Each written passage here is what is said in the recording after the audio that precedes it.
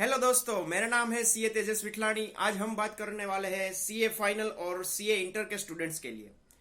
जो लोग पास नहीं हो पाए, बिल्कुल भी मायूस मत हो।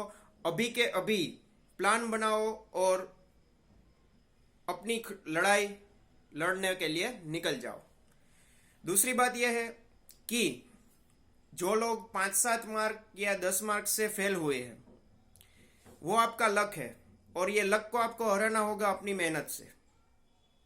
आप ऐसी मेहनत करो कि आपको 200 की जगह 250 मार्क आए, तो आप डेफिनेटली पास होंगे ही होंगे। और जो लोग स्पेशली जो थियरी सब्जेक्ट्स से डरते हैं, उनके लिए मैं बात करूं तो मेरे पहले मार्क्स बता देता हूं, फिर स्ट्रेटजी बता देता हूं। सबसे पहले मुझे इंटर में थे लॉ में 63 मार्क्स, एसएमआईटी जो हमारा था उसमें थे 63 मार्क्स और ऑडिट में 64 मार्क्स, और फाइनल में भी ऑडिट में 64 मार्क्स है और इलेक्टिव लॉ में 61 मार्क्स है। सीए फाइनल की स्ट्रेटेजी का वीडियो अलग से बनाया हुआ है मैंने सभी सब्जेक्ट सेल्फ किए थे सीए फाइनल में। सीए इंटर वालों के लिए और सीए फाइनल वालों के लिए, दोनों के लिए मैं कह दूं, पहले तो जो थियरी सब्जेक्ट्स का मन में आपने डर पाल रखा है उसको हटा दो साहब। आज एक आप प्रॉमिस करोगे कि सर अब हम थियरी सब्जेक्ट को उतना ही महत्व देंगे जितना कि प्रैक्टिकल को। थियरी सब्जेक्ट्स में क्या होता है, आपको सेक्शन याद हो, आपने अच्छे से प्रोविजन लिखे हो, कंसेप्ट वाइज क्लियरिटी हो, तो मार्क्स मिलते हैं। और प्रैक्टिकल में क्या होता है कि पेपर सेटर के ऊपर आधार रखता है।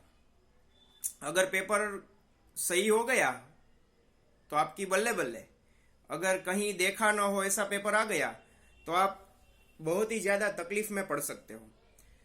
मेरी बात ध्यान से सुनना।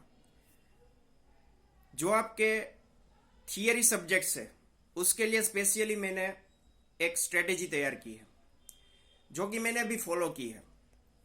सबसे पहले तो आपको YouTube में से रिवीजन लेक्चर्स ढूंढने हैं। किसके रिवीजन लेक्चर्स आपको कंफर्टेबल है वो ढूंढना है।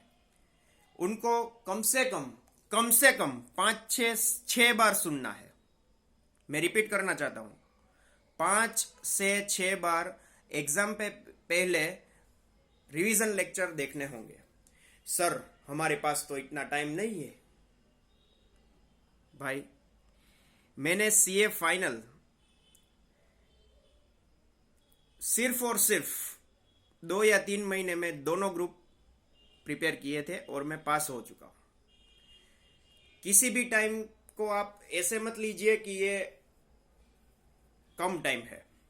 आप अभी चालू करोगे, 8-10 आवर्स की बेहतरीन तरीके से प्रिपरेशन करोगे तो हो ही जाएगा। अपने पर भरोसा रखना है, टूटना नहीं है। और अगर आपके लक खराब है तो उसके सामने आपको मेहनत इतनी करनी पड़ेगी कि लक हार जाए। जी सर, करनी पड़ेगी, मेहनत तो करनी ही पड़ेगी। आप शेर हो या बकरी हो, भागना तो पड़ेगा। दूसरी बात मैं बता दूं कि अक्सर लोग पूछते रहते हैं कि सर टाइम टेबल क्या रखे। देखो भाई, टाइम टेबल ये है कि टाइम टेबल एक ऐसा विषय है कि इसमें कोई शेड्यूल ऐसा नहीं बोल सकते हम। मैं आपको बोलूं कि आप इतने घंटे पढ़ो तो आप शायद ही पढ़ पाओगे। मेरा मानना यह है कि कोई ऐसा स्टैंडर्ड होता नहीं है। दूसरी बात, अगर आप मुझे बोलोगे कि सर नहीं हमको तो चाहिए ही चाहिए, टाइम टेबल तो चाहिए ही चाहिए, तो मैं आपको सिंपल टाइम टेबल बता देता हूं। नोट करना है तो कर लीजिएगा।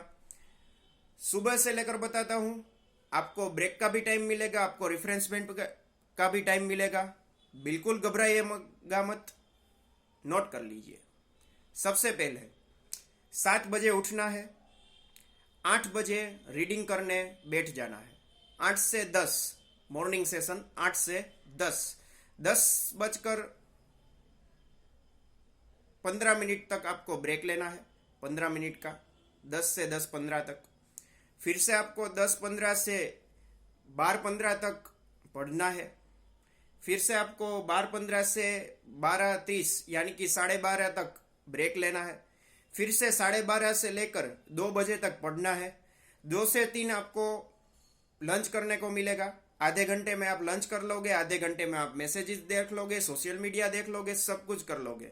थोड़ा सा आराम भी कर सकते हो, लेकिन नींद मत करना, क्योंकि 2 से 5 हमारी एग्जाम होती है। दूसरी बात, 3 बजे से लेकर 5 बजे तक पढ़ना है। 5 बजे टी ब्रेक होगा। 5 बजे से लेकर 5:15 तक आपको ब्रेक लेना है। फिर से 5:15 से 7:15 तक पढ़ना है। 7:15 से 7:30 तक आपको ब्रेक लेना है। 7:30 से 8:30 9 बजे तक पढ़ना है। जब भी आपका डिनर का टाइमिंग होगा तो आप डिनर करने बैठ जाना 8:30 या 9 बजे। 9 बजे से लेकर 9:30 बजे तक डिनर करना है, और फिर आधा घंटा और जाने दो। 10 बजे रीडिंग करने बैठना है, और जो सब्जेक्ट में आपकी रुचि है, आपको मज़ा आता है, वो आप 10 बजे लेकर बैठिए, और 10 बजे से लेकर 11:30 बजे तक आप वो पढ़िए, और 12 बजे आप सो जाइए। 12 से 7 फिर से सो जाने का। 7 घंटे की नींद भी हो गई और आपका पढ़ना भी एक्यूरेट हो गया है। ये तो हुई टाइम टेबल की बात। और थियरी का मैंने आपको पहले ही बता दिया। इस चैनल को सब्सक्राइब करें, लाइक करें, शेयर करें। वही मेरा सौभाग्य होगा कि आप मुझे शेयर करें, लाइक करें। मैं कोई फीस नहीं लेता हूँ, मैं कोई टीचर भी नहीं हूँ। मैंने जो एक्सपीरियंस किया है वो आपके साथ शेयर कर रहा हूँ, और बदले में सिर्फ लाइक ही मांग रहा हूँ। और हाँ, एक बात याद रखना, जो डर गया समझो मर गया। ये कोर्स ऐसा है, आप डरोगे नहीं, डटे रहोगे तो हो ही जाएगा, क्योंकि आप में कैपेसिटी है, इसलिए ही आप ये कोर्स में हो, वरना दूसरे कोर्स में होते। सो अपने आप पर भरोसा रखिए और मन में कहिए, मैं झुकेगा नहीं साला।